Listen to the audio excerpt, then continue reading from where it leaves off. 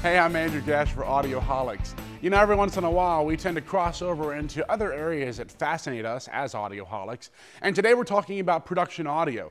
Of course, in every production you have to have a way of capturing audio that's going to give you good sound quality, and it's something you can edit without having to worry about whether it's audible. On top of that, you usually need a mic that's a bit better than the one you find on typical handheld cameras. Really, you need a device like this one, the Zoom H4n Handy Recorder. In fact, we're using it right now. I'm recording my audio and I can see the sound bars moving up and down. It's kind of mesmerizing. Anyway, you're really going to be using this in a lot of different ways. For us, I've got my lapel mic wired directly into it via XLR. Of course, it also accepts quarter-inch inputs, and the preamp on this thing is excellent.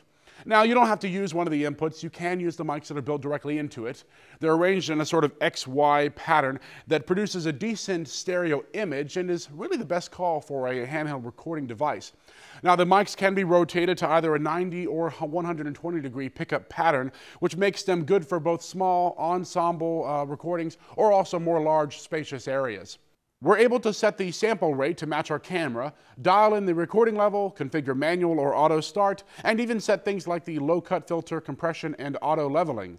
You can even make this recorder fold both channels to mono, and the unit can supply phantom power to condenser mics. Physically, the H4n fits perfectly in the hand. It comes with a quarter-inch camera tripod mount and even a mic clip adapter so you can use it with a mic stand. The orange backlit LCD screen is super easy to read and shows recording levels, format, and running time. It even displays the space remaining in recording time on the included 1 GB SD card, which will hold roughly 100 minutes of CD quality stereo audio. It will also record audio at up to 96 kilohertz to 24-bit, which is phenomenal if you're trying to get the most frequency response and dynamic range possible. Front buttons include recording and playback functions, as well as input selection and 4-track selection buttons that also give you shortcuts to common menu functions like folder, file, speed, and audio format settings. The H4n can actually record 2 channels while playing back 4, making it a really cool tool for musicians looking for an ultra-portable 4-track recorder. This makes that bulky 4-track that you used to use as a kid look like a... Anyway, this is much smaller. Setting up the Zoom is pretty easy thanks to the dial that also clicks to activate menu functions. There's also a volume control for the headphone output so that you can set your monitoring level independent of your recording level. A USB 2.0 port lets you transfer files from the device directly to the computer so you don't have to take out the SD card from the side of the unit.